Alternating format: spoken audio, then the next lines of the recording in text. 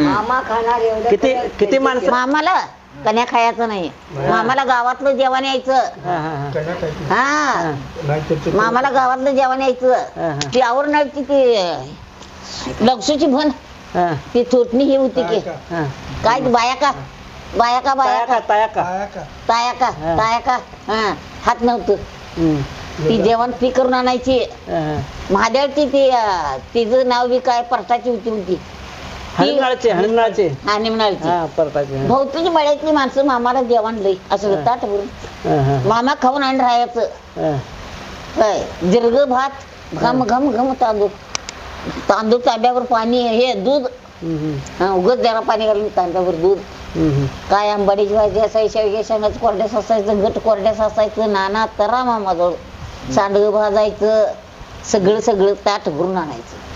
मामा थोडं थोडं खाऊन जरा जरा ठेवायचा. भागू काय मामा त्या रांडासीन लावून दे खाऊन देत पुरीसून त्या रांडासीन लावून दे ग ए गंगू ये ग. गंगूला तानाला माझ्या लिकीसने हळी मारून ते खायला द्यायचं.